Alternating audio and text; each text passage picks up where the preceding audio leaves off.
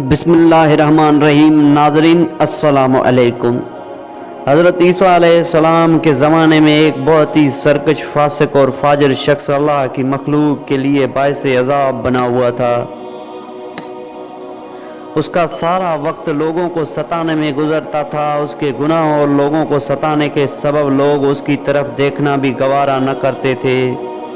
ایک دن کا ذکر ہے کہ حضرت عیسیٰ علیہ السلام اس بستی میں تشریف لائے جہاں یہ شخص رہتا تھا۔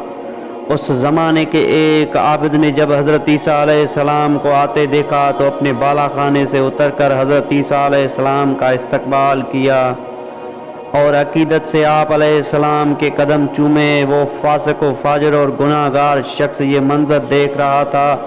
اس شخص نے اس عابد کو حضرت عیسیٰ علیہ السلام کے قدموں میں جھکے دیکھا تو اس کے دل میں بڑی حسرت پیدا ہوئی کہ کاش میں بھی نیکوکار ہوتا، میں بھی اللہ کے نبی کے پاؤں چومتا۔ یہ سوچتے ہوئے اس گناہ گار کی حالت ایسی ہو گئی کہ اس نے رونا شروع کر دیا اور رو رو کر اپنے اللہ سے اپنے گناہوں کی معافی مانگنے لگا۔ جس وقت یہ گناہ گار توبہ میں مصروف تھا، اس عابد کی نظر اس شخص پر پڑی۔ اس عابد نے بہت نفرت اور حقارت سے کہا کہ یہ مردود کہاں سے آ گیا ہے، یہ تو دوزخ کا ایندھن ہے، اس کا یہاں کیا کام۔ عابد نے اسی وقت دعا مانگی کہ اللہ میرا انجام اس مردود کے ساتھ ہرگز نہ کرنا۔